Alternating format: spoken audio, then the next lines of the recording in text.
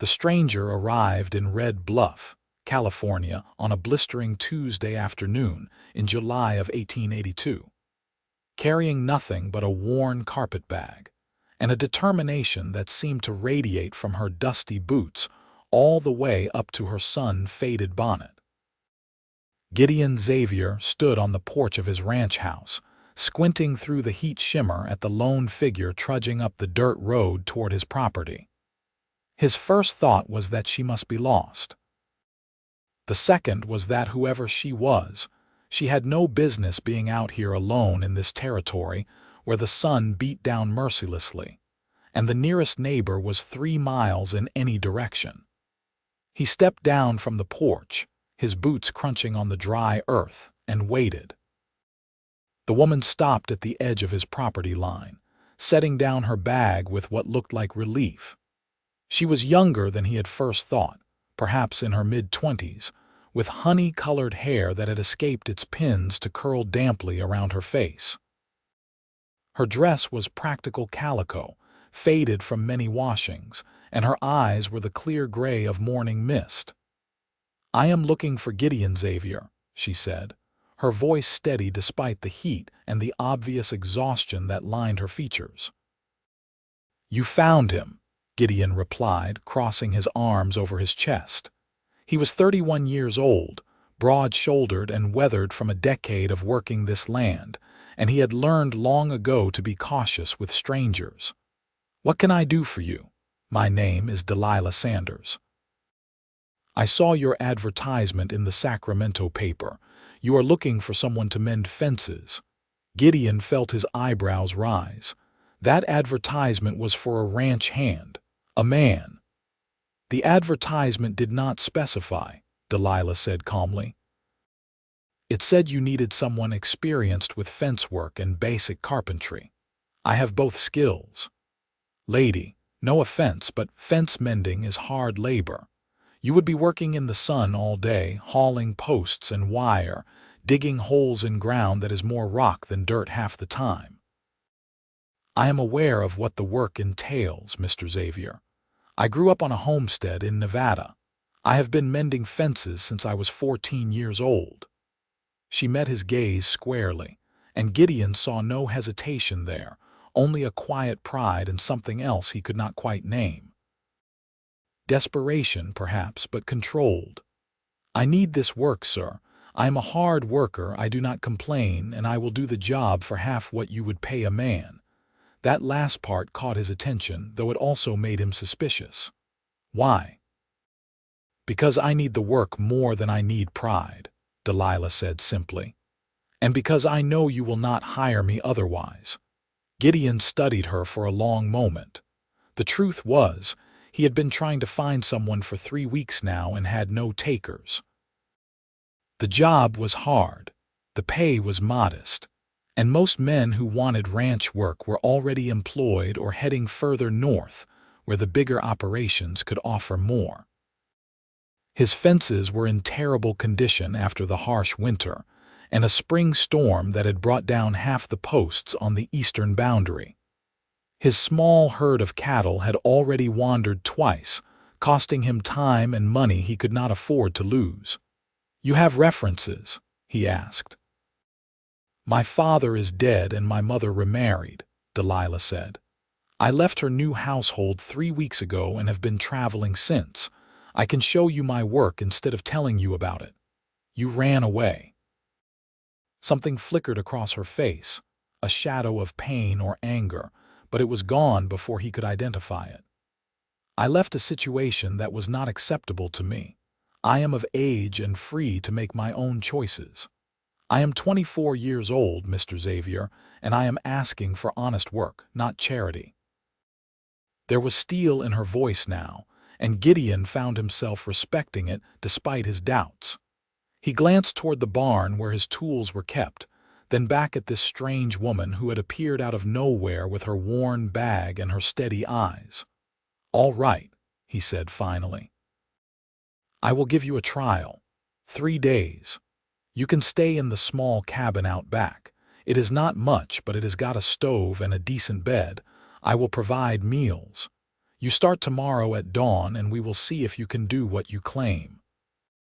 Relief washed visibly across Delilah's face, though she kept her voice level. "Thank you, Mr. Xavier. You will not regret this." "We will see about that," Gideon muttered, but he picked up her bag before she could protest and started toward the cabin. "Come on. I will show you where you will be staying." The cabin was indeed small, just one room with a narrow bed, a potbelly stove, a table and chair, and little else. But it was clean and the roof looked sound, and Delilah seemed genuinely pleased with it. "This is fine," she said. "More than fine." "Thank you." Gideon set her bag on the table and moved toward the door. "Supper is at 6. Come up to the main house. And Miss Sanders, I meant what I said. This is hard work. If you cannot handle it, I need to know sooner rather than later." "I can handle it," Delilah said with quiet confidence. That night, Gideon found himself distracted as he prepared a simple meal of beans and cornbread.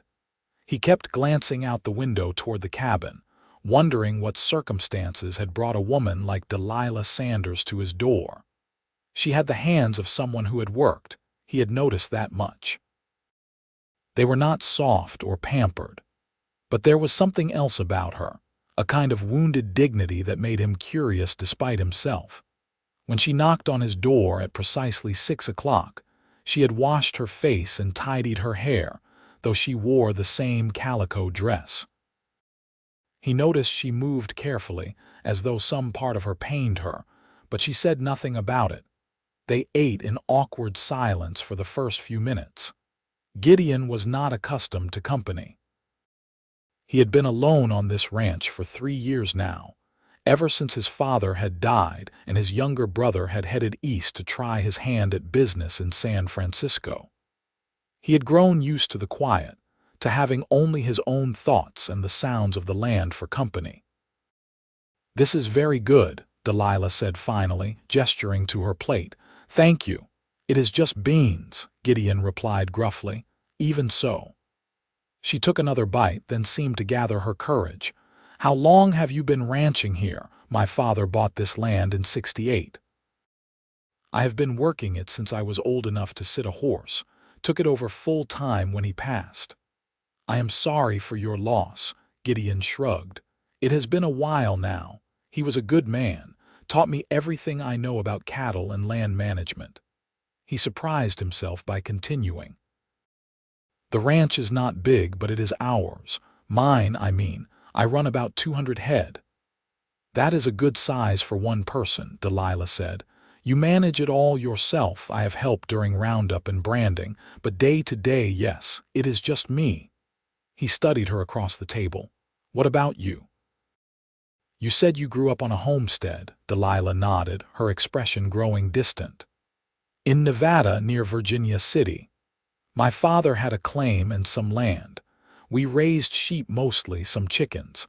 It was a hard life, but a good one. Then my father died 2 years ago. Pneumonia.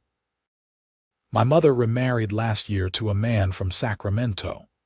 She paused, her jaw tightening almost imperceptibly. "He had very specific ideas about how I should contribute to the household. I disagreed, so I left." Gideon heard what she was not saying in the careful way she chose her words. His hands tightened on his fork. "He hurt you," he tried, Delilah said quietly. "I made it clear that would not be acceptable, but it became obvious I could not stay. My mother chose him over me, which is her right, I suppose, so I took what money I had saved and left. That must have been hard." "It was necessary."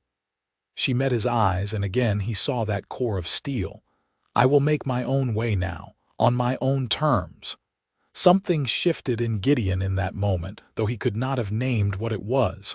A kind of recognition, perhaps. He knew what it was to be alone, to have to rely on yourself when the world gave you no other choice. "Well," he said gruffly, standing to clear the plates. "Dawn comes early. You should get some rest." Delilah stood as well, smoothing her skirt. "Thank you again, Mr. Xavier. For the meal and for the chance. We will see how you do tomorrow," he said, but his voice was less harsh than before. He watched from the window as she walked back to the cabin through the gathering dusk, her shoulders straight despite what must have been exhaustion. Then he shook his head and turned away, telling himself he was a fool for taking on this complication. But something in him had been unable to turn her away, and he would have to live with that choice now. The next morning, Delilah appeared at the barn before the sun had fully cleared the horizon. Gideon was already there, loading tools into a wagon, and he looked up in surprise. "You are early," he said. "I wanted to be ready," she replied simply. She had dressed in practical clothing today, he noticed. A simple skirt that looked like it had been shortened for easier movement, sturdy boots, and a loose cotton blouse with the sleeves already rolled up. She had braided her hair tightly and wore a wide-brimmed hat to keep off the sun. Gideon grunted approval despite himself. "We will start with the eastern pasture. The fence line runs about 3 miles and probably half of it needs work. I will show you what needs doing, and then we will see how you manage." They rode out in the wagon as the day began to heat up. Gideon found himself acutely aware of her presence beside him, the way she sat straight-backed and alert, taking in the landscape with those clear gray eyes. When they reached the fence line, he could see her assessing the damage with a practiced gaze. "Storm took down the posts?" she asked. "Spring storm back in April. High winds and heavy rain.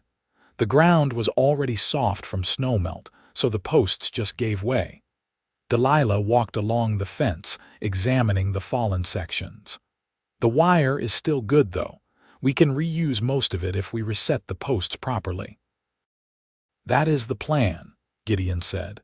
He pulled a post hole digger from the wagon bed and handed it to her, half expecting her to stagger under the weight.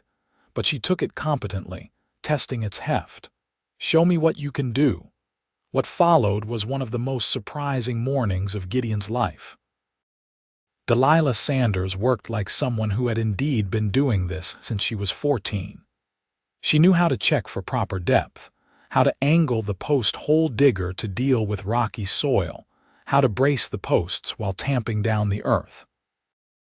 Her movements were efficient and practiced, and though he could see the work was hard for her, she did not slow or complain. By midday, they had reset 6 posts, and Gideon had to admit she was keeping pace with him. They stopped in the shade of an ancient oak to eat the lunch he had packed, bread and cheese and apples with water from canteens. "You are not lying about your experience," he said as they ate. Delilah smiled faintly, wiping sweat from her forehead. "I told you I could do the work." "Most people can say anything. Doing it is different." "My father believed in actions over words," she said. "He taught me everything he knew about working the land, said it did not matter that I was a girl, that the land did not care and the work did not care, so I had better learn to do it right." Sounds like a wise man. He was. There was grief in her voice, old but still sharp. "I miss him every day." They worked through the afternoon heat, and Gideon found himself watching her more than he probably should have. There was something compelling about the way she worked, a kind of focused determination that he recognized in himself. She did not waste movement or energy, but she did not shirk the hard parts either. When they hit a particularly rocky patch, and the post hole digger kept striking stone, she simply adjusted her approach, using an iron bar to lever out the larger rocks before continuing. By the time the sun began its descent toward the western hills, they had completed 12 posts, a full day's work by any measure. Gideon could see Delilah was exhausted, her face flushed with heat and exertion, her blouse damp with sweat. But she helped him load the tools back into the wagon without being asked, and her hands were steady. "You did good work today," he said as they drove back toward the ranch house. "Thank you." She sounded genuinely pleased. "Does this mean I have passed the first day of the trial?" "It does," Gideon admitted. If you can keep this up for 2 more days, the job is yours." That evening, Delilah appeared at his door for supper looking tired but satisfied. He had made stew, thick with beef and vegetables, and she ate with the appetite of someone who had truly earned her meal. "How are your hands?" Gideon asked, noticing the redness on her palms. "They will toughen up," Delilah said. "They are just out of practice." "There is salve in the cabinet behind you, the green tin. It will help." She looked surprised but grateful. "Thank you." As the days passed into a week and then 2, a routine developed between them. They worked the fence line each day, moving methodically along the boundary, replacing posts and restringing wire. The work was hard and the days were hot, but Delilah never faltered. Gideon found himself looking forward to their quiet conversations during lunch breaks, to the way she noticed things about the land that he had stopped seeing. "You have got good water here," she observed one day as they worked near a natural spring. "With proper management, you could probably support more cattle." "The market is not great right now," Gideon said. "No point increasing the herd if I cannot sell them for a decent price." "True, but the market will turn eventually. It always does. And when it does, you will wish you had built up your stock." He found himself considering her words. It was strange to have someone to talk through these decisions with, someone who understood the rhythms of ranch life and the calculations that went into every choice. One particularly hot afternoon, they stopped work early when the heat became dangerous. Gideon suggested they water the horses at the creek that ran through his property, and Delilah agreed readily. She knelt by the water, splashing her face and neck, and Gideon found himself watching the play of sunlight on her hair, the graceful line of her throat. He looked away quickly, disturbed by the direction of his thoughts. This was an employee, someone who worked for him. He had no business noticing the curve of her jaw or the way her eyes crinkled when she smiled.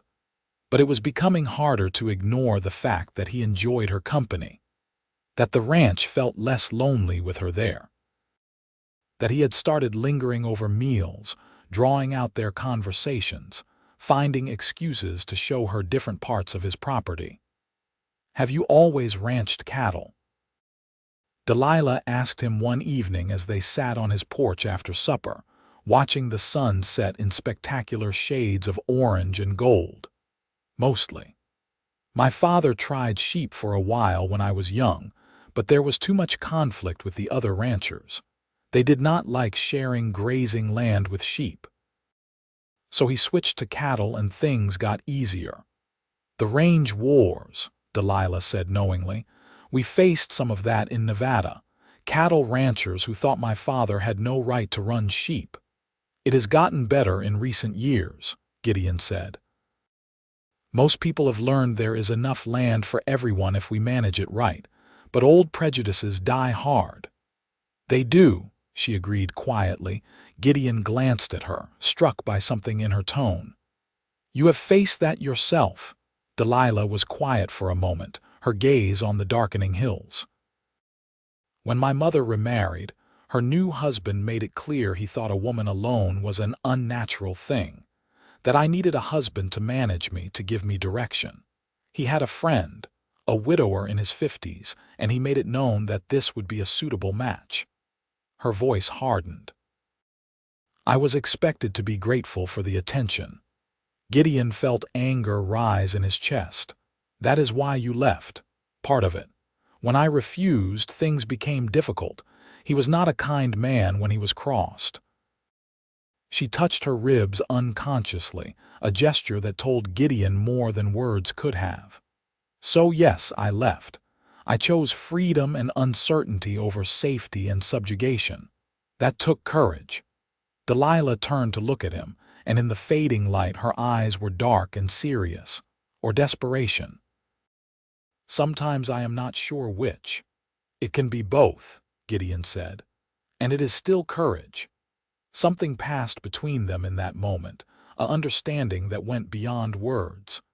Gideon found himself wanting to reach for her hand, to offer comfort or solidarity or something he could not quite name. But he held himself back, uncertain and unwilling to risk the fragile trust they had built. The work on the fences continued. They developed an easy rhythm, anticipating each other's movements, working together with increasing efficiency. Gideon taught her things he had learned over years of trial and error. How to read the land for the best fence placement, how to reinforce posts against winter storms, how to recognize when wire was getting too worn to trust. And she shared her own knowledge, tricks her father had taught her about making repairs that would last. One morning in early August, they were working a section near the northern boundary when Delilah suddenly straightened, shading her eyes to look into the distance. "Riders coming," she said quietly.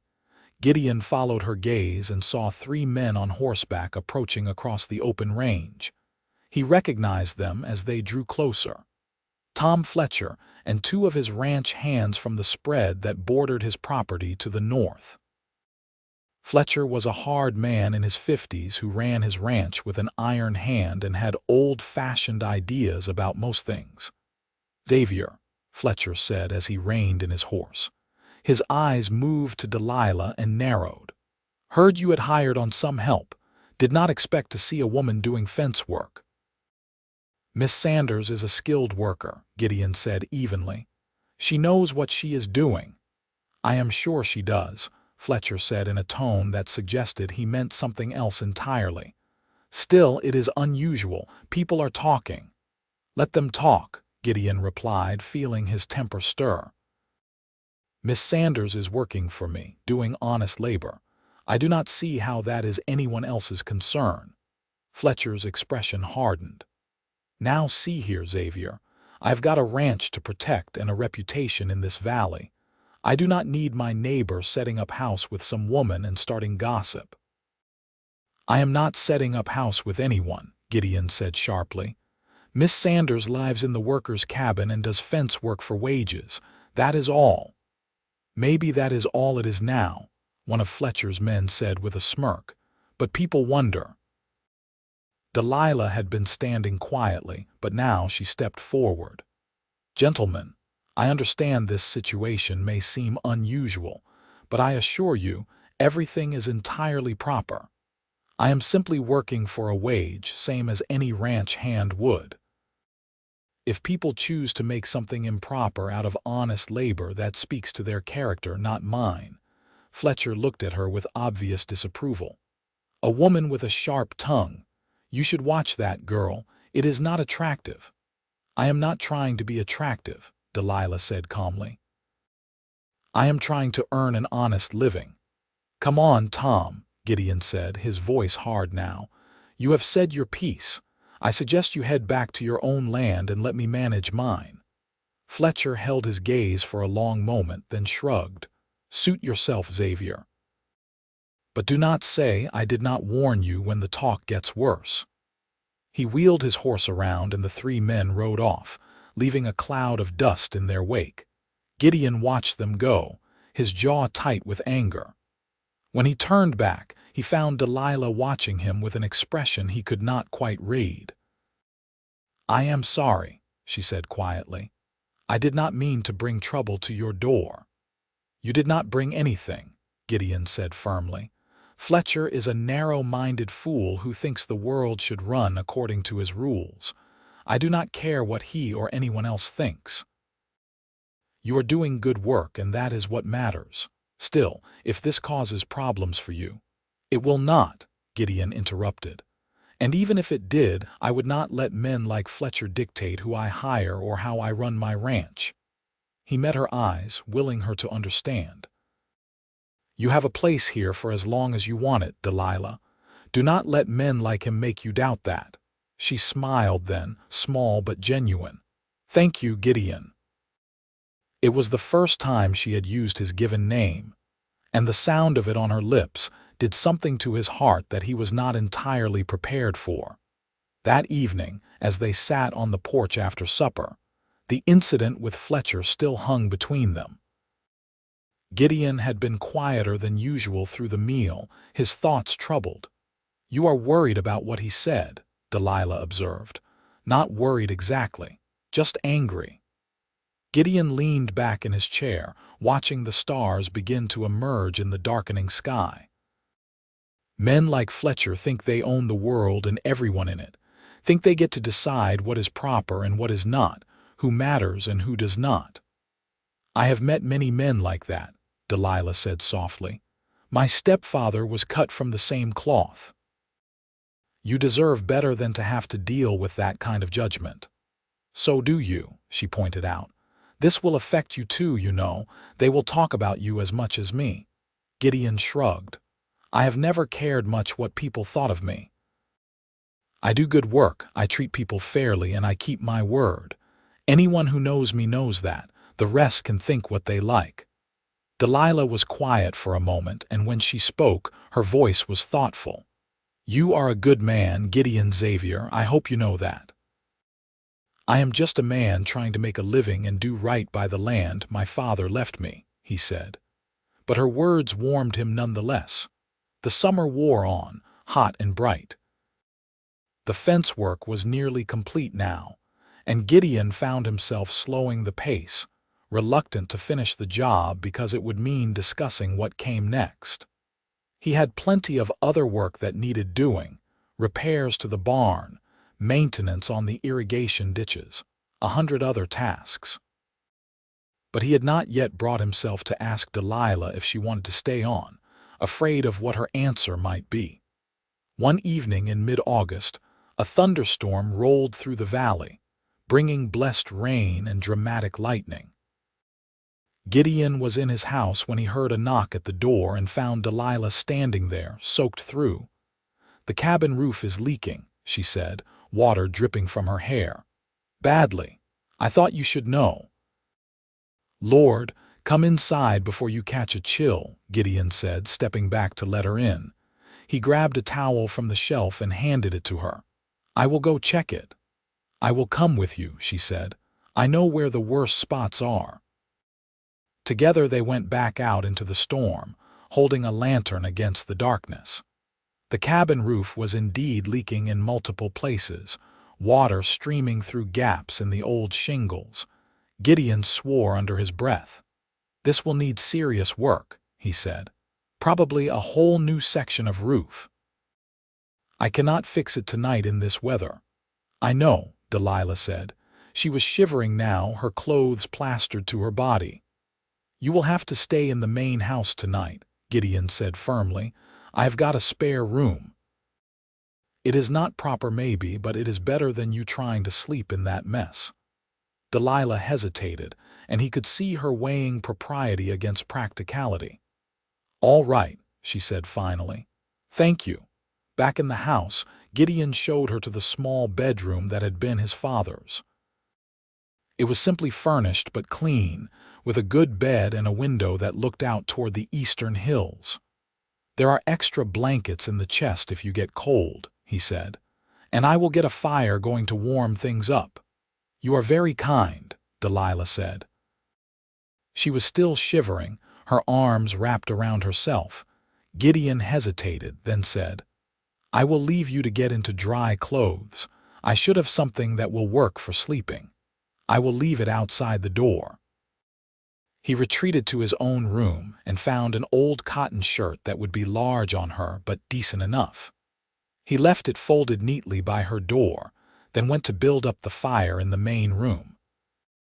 When Delilah emerged a while later, she was wearing his shirt over her chemise, her hair loose and drying in waves around her shoulders. She looked younger like this, softer, and Gideon had to force himself to look away. "Better?" he asked. "Much, thank you." She came to stand by the fire, holding her hands out to the warmth. "I am sorry to be such a burden." "You are not a burden," Gideon said gruffly. "The roof should have been checked before I let you move into that cabin. This is my failing, not yours." They stood in comfortable silence for a while, listening to the rain drum against the windows and the fire crackle in the hearth. Then Delilah said quietly, "Can I ask you something?" "Of course." Why did you really hire me? That first day, I mean. You could have sent me away, and most men would have. Why did you take a chance? Gideon considered his answer carefully. I suppose because I saw something in you that I recognized, a kind of stubborn determination. You reminded me of myself in some ways and of my father. He always said the measure of a person was not in what they said, but in what they were willing to do. You were willing to do the work, willing to prove yourself. That mattered more than anything else. Even though I was a woman, even though, he agreed. My father taught me to judge people on their merits, not on what others expected of them. It has served me well. Delilah smiled, her eyes reflecting the firelight. Your father sounds like he was a remarkable man. He was. I wish you could have met him. I think he would have liked you. I would have liked that too, she said softly. Something in the intimacy of the moment. The quiet house and the storm outside and the two of them alone together made Gideon's heart beat faster. He found himself acutely aware of her nearness, of the way the firelight played across her features, of the soft curve of her mouth. Delilah, he said, and then stopped, unsure what he had meant to say. She looked up at him, and he saw an answering awareness in her eyes, a recognition of the thing that had been growing between them for weeks now. Neither of them moved, but the air seemed to thicken with possibility. Then a particularly loud crack of thunder made them both jump, and the moment broke. Delilah laughed shakily. I should probably get some sleep, she said. Tomorrow will be another long day. Yes, Gideon agreed, though he felt an unexpected disappointment. Sleep well, Delilah. Good night, Gideon. He watched her disappear into the spare room, then stood by the fire for a long time, trying to understand what was happening to him. He had been alone for so long, content with his solitary life and his work. But Delilah had changed something in him, opened a door he had not known was closed. And now he was not sure he could go back to the way things had been before. The next morning dawned clear and fresh, the storm having passed in the night. Gideon woke early as always and found Delilah already in the kitchen, dressed in her own clothes again, making coffee. I hope you do not mind, she said. I thought I would make myself useful. I do not mind, he said, surprised by how right it felt to find her there, moving comfortably in his space as though she belonged. They ate breakfast together, a simple meal of eggs and bread, and discussed the work that needed doing on the cabin roof. I can help, Delilah offered. I've done some roofing work before. I will not turn down an extra pair of hands, Gideon said. We will need to pull off the damaged shingles and replace them. It will take a few days probably. They spent the morning assessing the damage and making a plan. The work was hot and tedious, but they fell into their familiar rhythm, working side by side with easy coordination. By midday, they had stripped off all the damaged shingles and were ready to start laying new ones. You know, Delilah said as they worked, when I first came here I just needed a job, a way to survive, but this has become more than that. Gideon looked at her, his heart suddenly beating faster. What do you mean? I mean I have been happy here, she said simply. Happier than I have been in a long time. The work is good and you are a fair employer, and I feel like I am building something that matters. I do not want that to end when the fence work is done. Relief and something deeper flooded through Gideon. It does not have to end. I have got plenty of other work that needs doing. The barn needs repairs, the irrigation system could use an overhaul, and I am always behind on the 100 small things that keep a ranch running. If you wanted to stay on, I would be glad to have you. Delilah smiled, bright and genuine. I would like that, very much. Good, Gideon said, trying to keep his voice steady. That is good then. They continued working, but the air between them felt different now, charged with a new understanding. They were not just employer and employee anymore, though neither of them had said so explicitly. They were something more, something that was still taking shape but felt right and real nonetheless.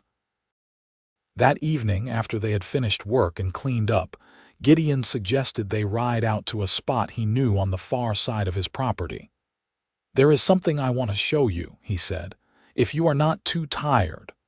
"I am never too tired for this land," Delilah said. "Lead the way." They rode out as the sun began to sink toward the horizon, following a winding path through rolling hills dotted with oak trees. Finally, they crested a rise and Gideon reined in his horse. "There," he said, pointing. Below them, the land opened up into a wide valley, green with summer grass and crossed by a sparkling creek. The evening light painted everything in shades of gold and amber, and in the distance, the Sierra Nevada mountains rose purple against the sky. "Oh," Delilah breathed, "it is beautiful." "This is my favorite spot on the whole ranch," Gideon said.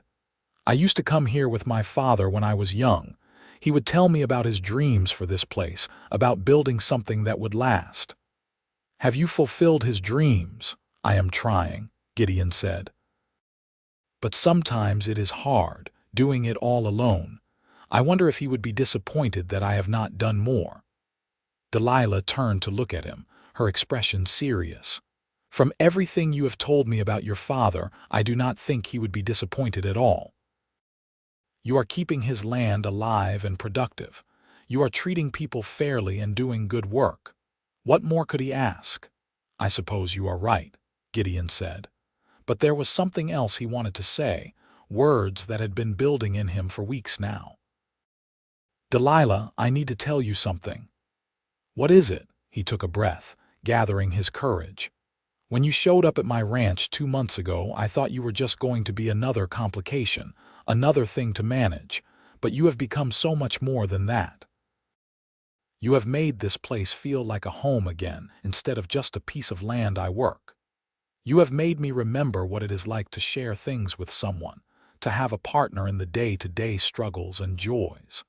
And I realize now that I do not want you here just as an employee. I want you here as someone I care about, someone important to me." Delilah was very still, her gray eyes searching his face. "Gideon, are you saying what I think you are saying?"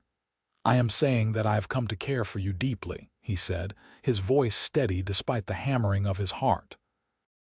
"I am saying that the thought of you leaving, of not seeing you every day, is something I cannot bear. I am saying that somewhere along the way, while we were mending fences together, you mended something in me that I did not even know was broken." Her eyes shone with unshed tears, but she was smiling. "I feel the same way," she said softly.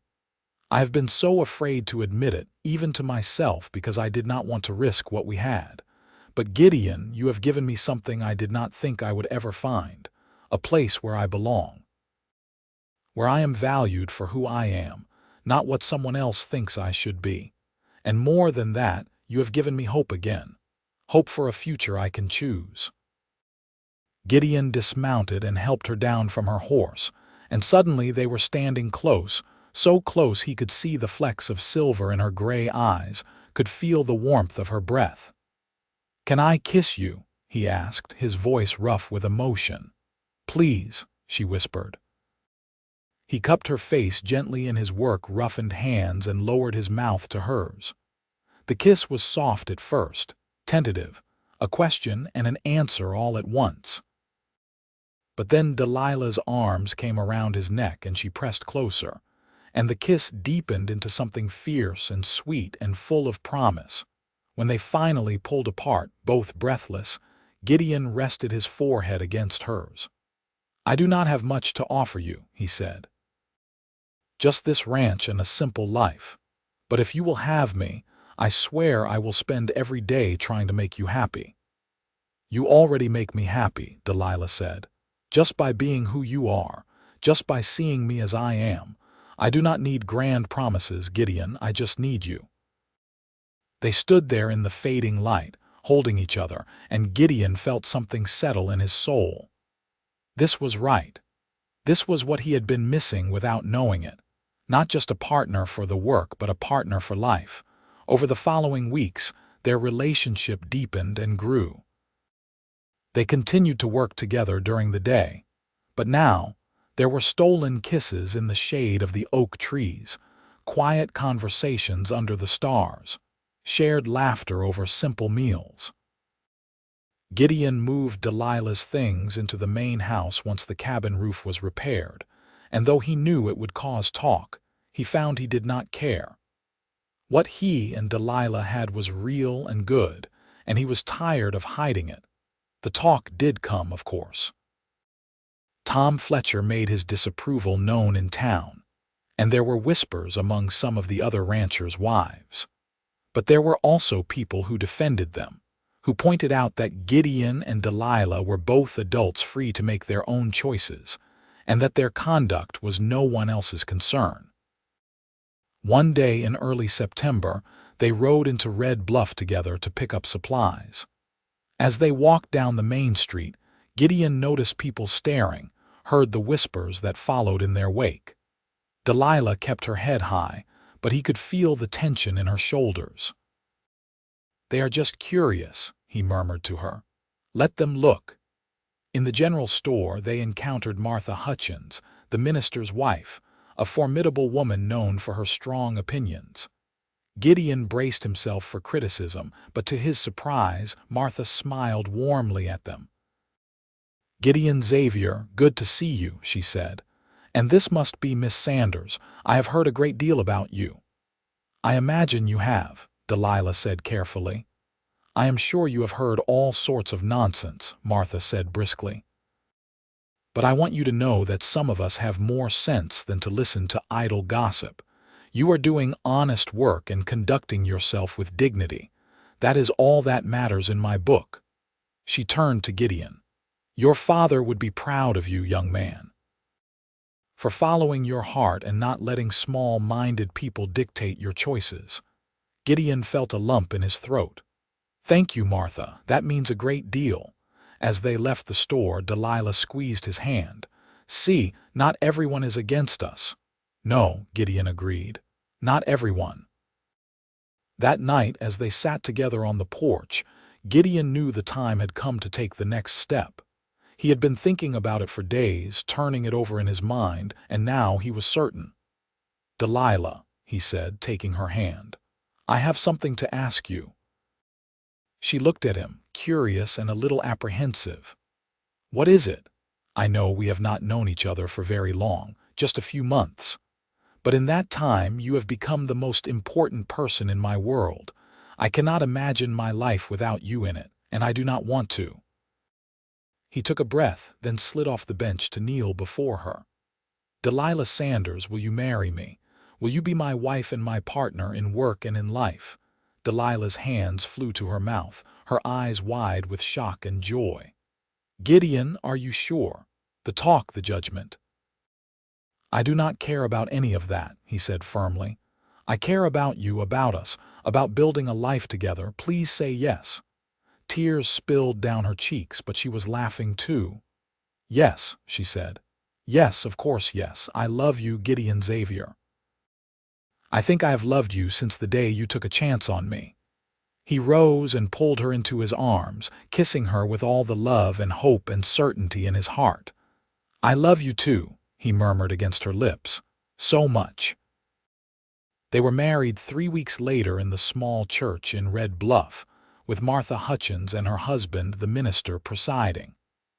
It was a simple ceremony, but it felt right and real and perfect. Delilah wore a simple blue dress she had sewn herself, and Gideon wore his best suit, brushed clean of dust for the occasion. There were not many guests, just a handful of people who had become friends over the summer. The kind widow who ran the boarding house, the shopkeeper and his wife, a few of the neighboring ranchers who did not share Tom Fletcher's narrow views. As they exchanged vows, Gideon looked into Delilah's eyes and saw his whole future reflected there. This woman who had arrived at his door with nothing but determination and courage, who had worked beside him in the hot sun and never complained, who had seen past his rough exterior to the loneliness underneath and had chosen to stay anyway. She was his miracle, his second chance, his home. "I now pronounce you husband and wife," the minister said. "Gideon, you may kiss your bride." And he did, to the applause and cheers of their small gathering of well-wishers. The reception was held at the ranch, a simple affair with food and music and laughter. As the sun set and their guests began to leave, Gideon and Delilah stood together on their porch, watching the stars emerge one by one. "Happy?" he asked, his arm around her waist. "Happier than I ever thought possible," she said, leaning into him. "When I came here, I was just looking for work, for a way to survive. I never dreamed I would find you." "We found each other," Gideon said. "That is what matters." They went inside together, closing the door on the world and all its judgments. This was their home now, their life together, and no one could take that away from them. The first year of their marriage passed in a blur of work and joy. Together, they continued to improve the ranch, working side by side as they always had. They built a new barn to replace the old one that had been slowly falling apart. They expanded the irrigation system, making the land more productive. They increased the herd gradually, taking Delilah's advice about building for the future. But more than that, they built a life together. They learned each other's rhythms and habits, the small intimacies of shared space and shared purpose. Delilah proved to be not just a capable ranch hand but a shrewd partner, with ideas about management and efficiency that impressed Gideon. She started keeping detailed records of expenses and income, tracking patterns that helped them make better decisions about when to buy and sell. And Gideon found himself opening up in ways he had not known he was capable of, sharing his fears and hopes and dreams with someone who truly listened and understood. Delilah had a way of seeing to the heart of things, of knowing when he needed encouragement and when he needed gentle truth. They had their challenges, of course. There were still those in the community who disapproved of their match, who whispered that it was not proper, that Delilah must have trapped poor Gideon Xavier somehow. But there were also those who came to see them for who they really were. A hard-working couple building something good together. One day, in early spring of 1883, Delilah came to Gideon in the barn with news that made his heart soar. "I am with child," she said, her hand on her still flat belly, her eyes bright with wonder and a little fear. Gideon swept her into his arms, overcome with emotion. "A child," he whispered, "our child." "Are you happy?" she asked. "Happy does not even begin to cover it," he said. "I am amazed. I am terrified. I am so grateful I can barely breathe. A child, Delilah. A family." They spent the next months preparing, working together to transform the small room next to theirs into a nursery. Gideon built a cradle from oak wood, carving it with care and love. Delilah sewed tiny gowns and blankets, her hands careful and precise. They talked late into the night about names and hopes, about what kind of parents they wanted to be.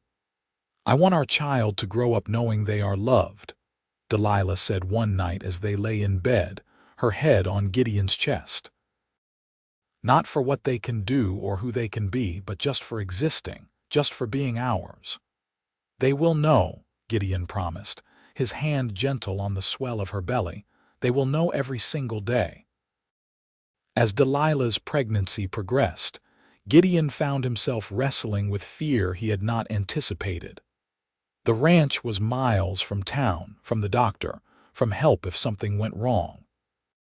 He had heard too many stories of women who did not survive childbirth, of babies lost before they took their first breath. "Stop worrying," Delilah told him one day, catching the anxious look on his face. "Women have been having babies since the beginning of time. I am strong and healthy. We will be fine. I cannot lose you, he said roughly. I will not survive it. She took his face in her hands, looking at him with all the love in the world. You are not going to lose me. I am not going anywhere, I promise.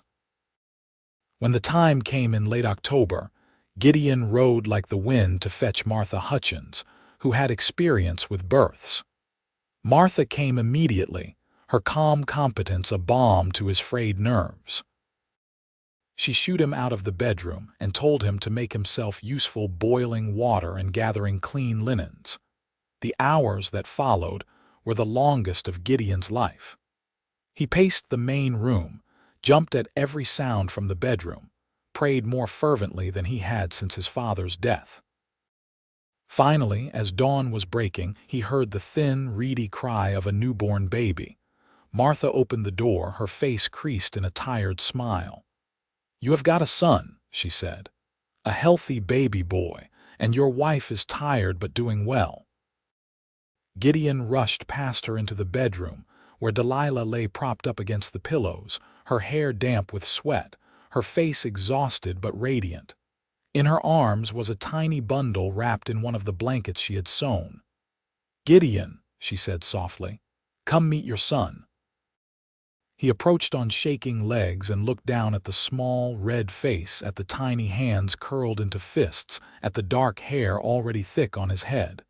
Something cracked open in his chest, a well of love so deep it threatened to drown him. "He is perfect," he whispered. "You are perfect.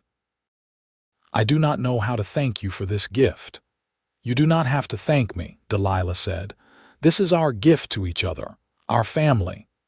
They named him Gabriel after Gideon's father and called him Gabe. And from the moment he entered the world, he transformed their lives in ways both exhausting and wonderful. Gideon had never known it was possible to love something so small and helpless so fiercely. He would stand by the cradle for hours, watching Gabe sleep, marveling at the tiny perfection of his features. Delilah proved to be a natural mother, patient and loving but also practical.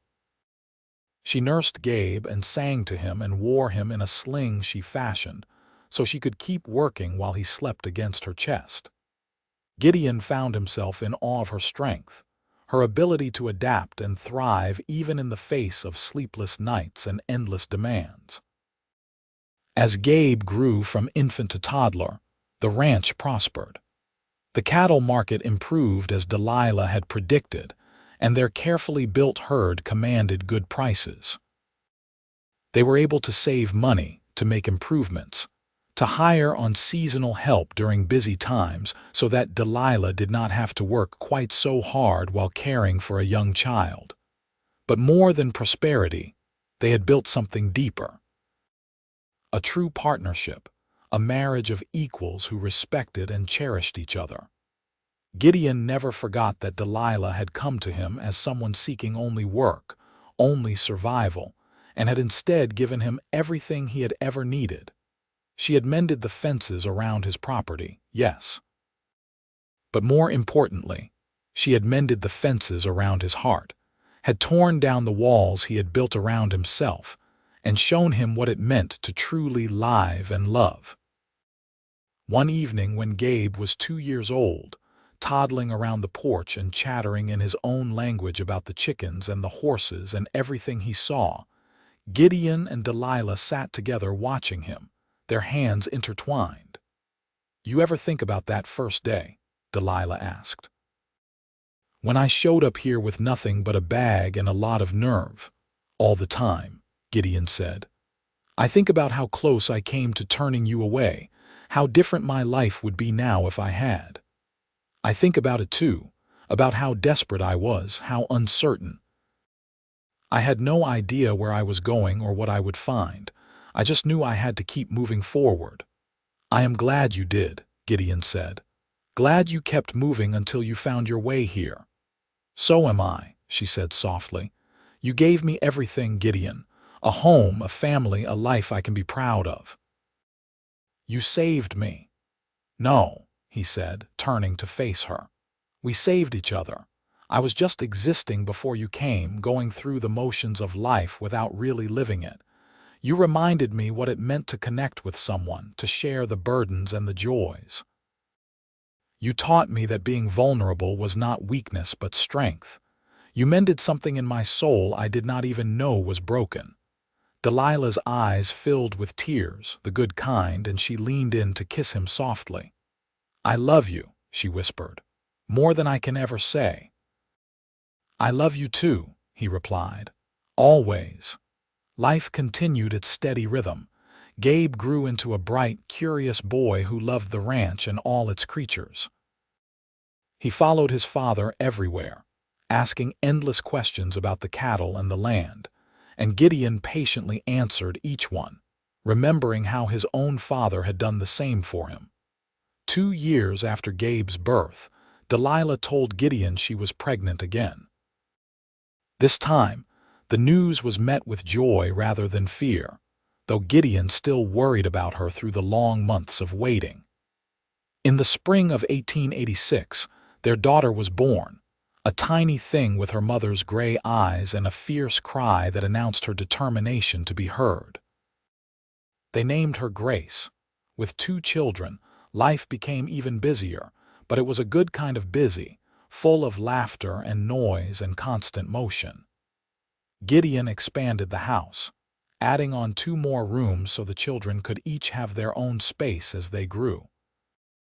Delilah started a vegetable garden that flourished under her care, providing fresh food for their table and excess to sell in town. The ranch became known not just for its quality cattle, but for the family that ran it. Gideon and Delilah Xavier were respected in the community now, their hard work and dedication evident in everything they did. Even Tom Fletcher, who had been so critical at the start, grudgingly admitted that they ran a good operation. As the years passed, Gideon sometimes found himself standing on his porch in the evening, looking out over the land that had been his father's and was now his, and would someday be his children's. He thought about the journey that had brought him here, about the loneliness he had carried for so long, and how completely it had been erased by the woman who had walked into his life asking only for work. Delilah would come stand beside him on those evenings, fitting perfectly under his arm, and they would watch the sun set together in comfortable silence. Sometimes they talked about the future, about their hopes for the children, about improvements they wanted to make to the ranch. Sometimes they simply stood together, needing no words. One such evening when Gabe was 8 and Grace was 6, Delilah said, "Do you ever regret it? Taking me on all those years ago?" Gideon looked at her in surprise. "Regret it? Not for a single moment. Why would you ask that?" "Sometimes I think about how much easier your life would have been if you had just hired a man like you planned. No gossip, no complications, no worrying about what people thought." "Easier, maybe," Gideon agreed, "but emptier, lonelier, less full of joy and meaning." "You did not complicate my life, Delilah. You completed it. You and the children are the best things that ever happened to me." She smiled, but there was something wistful in her expression. "I just want you to know how grateful I am for all of this, for the life you have given me." "The life we have built together," he corrected gently. "This is not something I gave you, love. It is something we created, side by side, with hard work and determination and love. You have contributed just as much as I have, probably more. Never forget that." "I love you," she said, as she had said countless times over the years, but it never got old, never lost its power to make his heart swell. "I love you too," he replied, "until my last breath and beyond." The children grew. Gabe became tall and strong like his father, with a natural affinity for working with animals. Grace was quick and clever, always reading when she could get her hands on a book, always asking questions about how things worked and why. Gideon and Delilah raised them with love and discipline, teaching them the value of hard work, but also of compassion and fairness. They taught them the skills they would need to run the ranch someday, but they also made sure they had opportunities their parents had not. They hired a tutor to come out once a week to supplement the basic education the children got at the schoolhouse in town. They encouraged Gabe's interest in animal husbandry and Grace's love of learning. As 1890 approached, bringing with it a new decade, Gideon found himself reflecting on how much had changed since that hot day in 1882 when Delilah had walked up his road. He was 40 years old now, his hair starting to show silver at the temples, his face more lined from sun and weather. But he had never felt younger in spirit, never felt more alive. One day in early summer, he and Delilah took a rare afternoon away from the ranch, riding out to the valley he had shown her all those years ago on the evening he had proposed. The children were with Martha Hutchins in town, giving their parents a few precious hours alone. They spread a blanket under the oak trees and lay together looking up at the sky through the leaves, their fingers intertwined. "This is where it really started," Delilah said. "Where you told me you cared for me. I think it started the day you showed up and refused to take no for an answer," Gideon said with a smile. "But this is where I admitted it to myself, where I stopped fighting it." "Were you fighting it?" "Not for long," he admitted. "You snuck past my defenses before I even knew what was happening. One day you were just the woman I had hired to mend fences, and the next you were everything." Delilah turned on her side to face him, her gray eyes soft with emotion. "You know what I think about sometimes? How close I came to giving up. There were days on the road from Sacramento when I was so tired and scared. I almost turned back more than once. But something kept pushing me forward, some instinct that told me if I just kept going, I would find what I was looking for. I am glad you listened to that instinct, so am I, because I found so much more than I was looking for. I was just hoping for safety, for honest work, but I found love, I found home, I found myself." She touched his face gently. "You gave me the space to become who I really am, Gideon. Not who someone else wanted me to be, but who I truly am. That is the greatest gift anyone has ever given me." "You did the same for me," he said.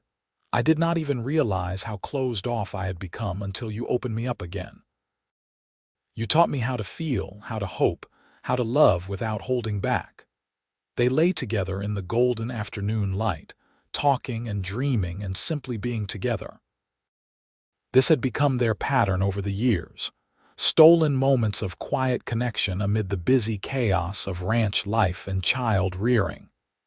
These moments sustained them, reminded them of the foundation on which everything else was built. As the sun began to lower toward the horizon, they reluctantly gathered their things and prepared to ride back.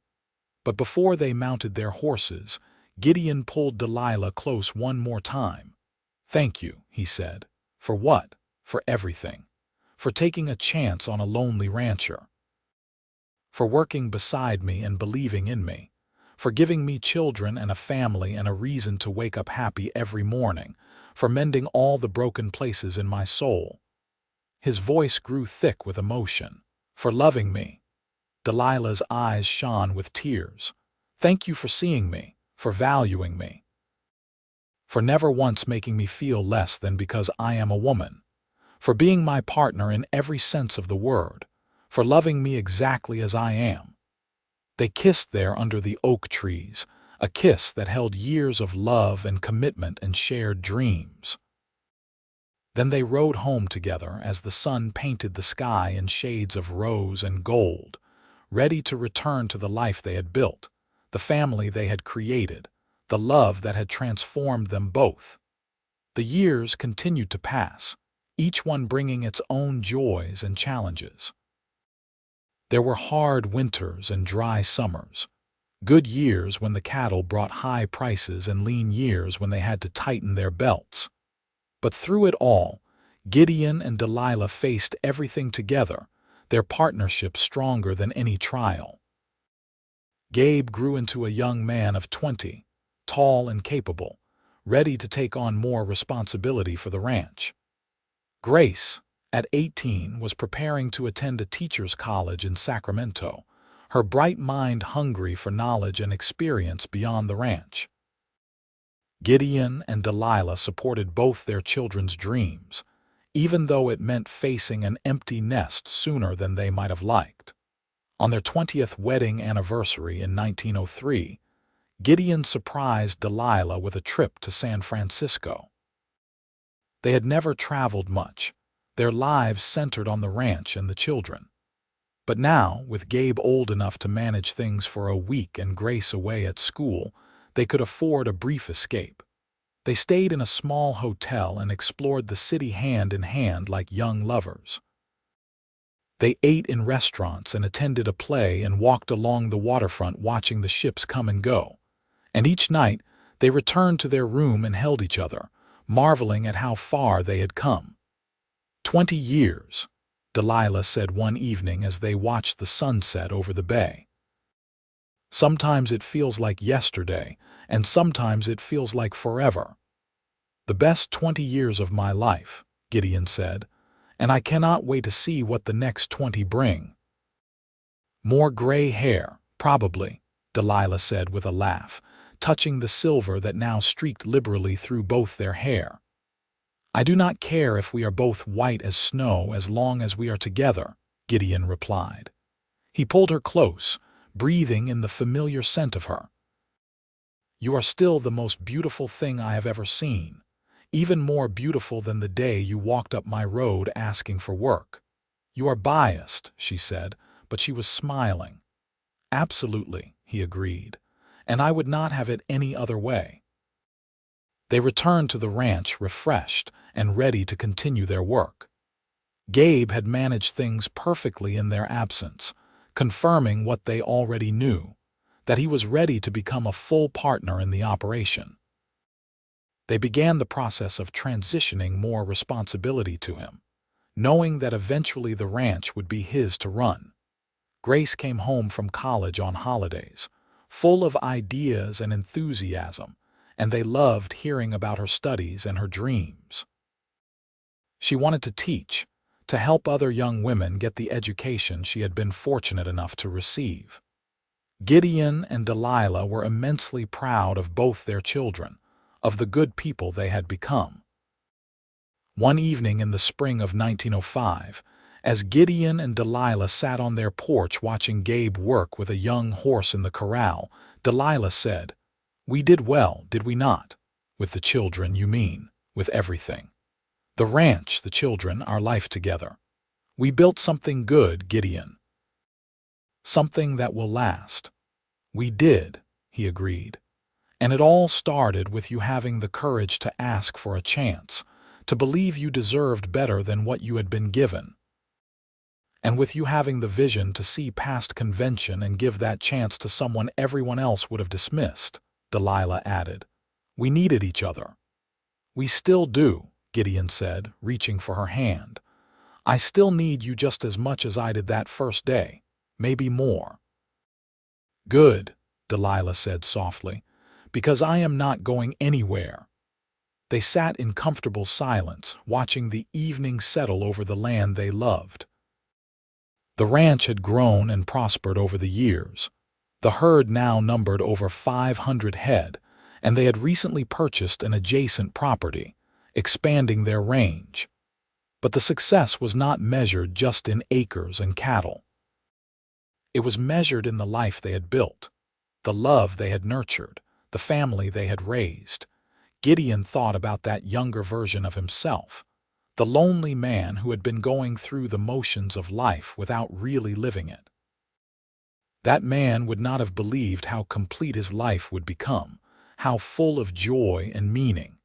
He had thought the best of his life was behind him when his father died, that he was destined to work the land alone until his own death.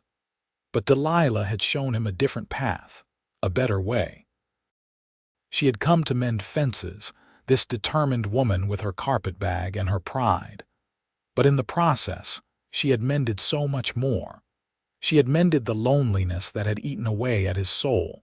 She had mended his ability to trust, to hope, to love without reservation. She had taken the broken, jagged pieces of him and made them whole again, not by changing who he was, but by accepting him exactly as he was, and showing him he was worthy of love. And he, in turn, had given her a place to belong. He had seen her strength and valued it, had never tried to diminish her or force her into a mold she did not fit. He had given her the freedom to be fully herself, and in that freedom, she had blossomed into the remarkable woman she had always been meant to be. Their love story was not the stuff of dime novels or romantic ballads. There had been no dramatic rescues or grand gestures, just two people who had found each other at the right moment, who had chosen each other day after day, year after year, who had worked side by side to build something meaningful and lasting, who had faced hardships and celebrated joys together, always together. As the stars began to emerge in the darkening sky, Gideon pulled Delilah closer, and she rested her head on his shoulder with a contented sigh. They had been sitting like this for more than 20 years now, and it never got old. This simple intimacy, this peaceful togetherness was more precious than gold. "I love you," he murmured into her hair. "I love you too," she replied, "always and forever." And there, on the porch of the ranch they had built together, surrounded by the land they had nurtured and the life they had created, Gideon Xavier and Delilah Sanders Xavier sat together under the vast California sky, their hearts full and their love unshakable. They had started as strangers, employer and employee, two people desperate in different ways, but they had become partners, lovers, best friends, parents, and the center of each other's worlds. The fences around the ranch stood strong, a testament to their hard work and attention. But stronger still were the bonds they had forged between them, bonds that had been tested by time and trial, and had only grown more resilient. They had built a legacy that would outlast them both, not just in the land and the cattle, but in the love they had shared and the values they had passed on to their children. As the years continued to unfold, they grew old together with grace and gratitude. They watched Gabe marry a kind woman from a neighboring ranch and start his own family. They celebrated when Grace became the headmistress of a school for girls in Sacramento, helping hundreds of young women get the education they deserved. They became grandparents, delighting in the next generation and the continuation of the family they had started. And through it all, through every triumph and setback, every joy and sorrow, they remained each other's constant. The love that had bloomed between them in the hot summer of 1882 never faded or diminished. It only deepened, becoming richer and more complex with each passing year.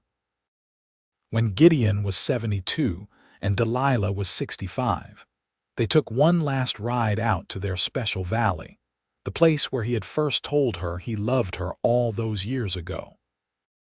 They moved slower now, their bodies bearing the weight of a lifetime of hard work, but their spirits were as young as ever. They spread a blanket under the same oak trees and lay together looking up at the sky, their hands intertwined just as they had been so many times before. "You remember?" Delilah asked softly. "Every moment," Gideon replied. "Every word. It was right here that I knew for certain that you were meant to be mine, that we were meant to build a life together. Best decision I ever made saying yes to you," Delilah said. "Best decision you ever made, giving me a chance that first day." "We made a lot of good decisions over the years," Gideon said, "but those were definitely the best." They lay in peaceful silence for a while, listening to the wind in the oak leaves and the distant sound of the creek. Then Delilah said, "I want you to know something, Gideon. I want you to know that every single day I spent with you was a gift, that you gave me a life beyond my wildest dreams, that I have never, not for one moment, regretted taking that road to your ranch." Gideon felt tears sting his eyes. "And I want you to know that you saved me, that you took a man who was slowly turning to stone and taught him how to feel again, how to live again. That you are the best thing that ever happened to me, and I thank God for you every single day." They turned to look at each other, these two people who had weathered so many seasons together, who had built something beautiful out of hard work and determination and love. Their faces were lined now, their bodies worn from decades of labor.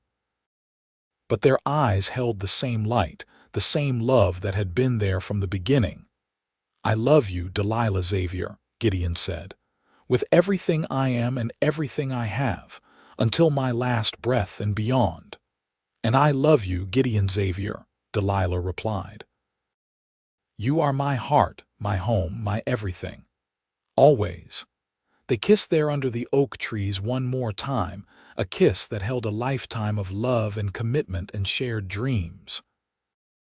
And as the sun set over the valley, painting the sky in those familiar shades of gold and rose, they held each other close and knew that whatever time they had left, they would face it together, just as they had faced everything else. Their love story had started with a simple request for work, with fences that needed mending and a woman brave enough to ask for a chance. But it had become so much more than that. It had become a testament to the power of seeing someone truly, of valuing their strength and supporting their dreams.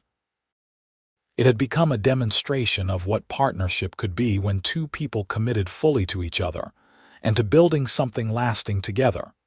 The ranch would continue after them, passed down to their children and grandchildren, a living monument to what they had built. But their greatest legacy was not the land or the cattle, or even the thriving family. It was the love they had shared, the example they had set, the proof that two people from different paths could find each other and create something beautiful. Gideon Xavier and Delilah Sanders Xavier lived out their remaining years in contentment and peace, surrounded by family and the land they loved. And when the time came for them to leave this world, they left it together, their hands clasped even in death as they had been in life. They were buried side by side on a hill overlooking the valley where Gideon had proposed, under the shade of those ancient oak trees. Their tombstone was simple, bearing their names and dates and a single line that captured everything they had been to each other. Together they built a life worth living. And the ranch they had built together continued to thrive, generation after generation, a testament to two people who had taken a chance on each other and created something that would outlast them both. The story of how they met became family legend, told and retold to children and grandchildren. How Delilah had arrived with nothing but determination. How Gideon had given her a chance when no one else would. How they had fallen in love while mending fences together. But those who really understood knew it was more than just a love story.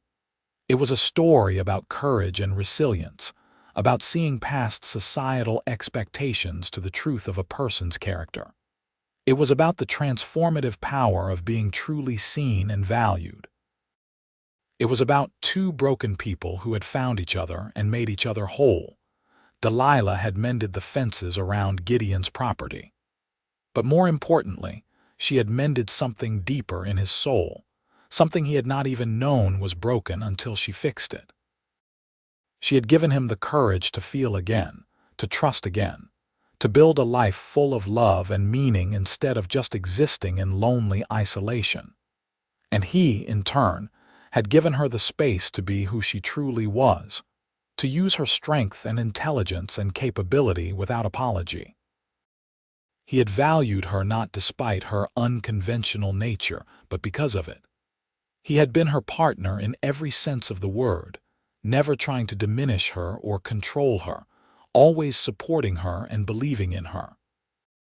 Together, They had proved that love built on mutual respect and partnership could withstand anything. They had shown their children and grandchildren what a good marriage looked like, what it meant to truly commit to another person and work together toward common goals. They had left a legacy not just of land and property, but of love and dedication, and the belief that anything was possible when two people stood together. And so their story ended not with sadness but with fulfillment, with the knowledge that they had lived well and loved deeply and left the world better than they found it. They had taken a chance on each other on a hot summer day in 1882, and that chance had blossomed into a lifetime of joy and meaning and love. The fences they had mended together still stood strong, a physical reminder of where it all began. But the real monument to their love was in the hearts of everyone who had known them, in the family they had raised, in the example they had set. They had shown that sometimes the most important work we do is not the work of our hands but the work of our hearts, and that when we open ourselves to love and partnership and possibility, we can create something that will last forever.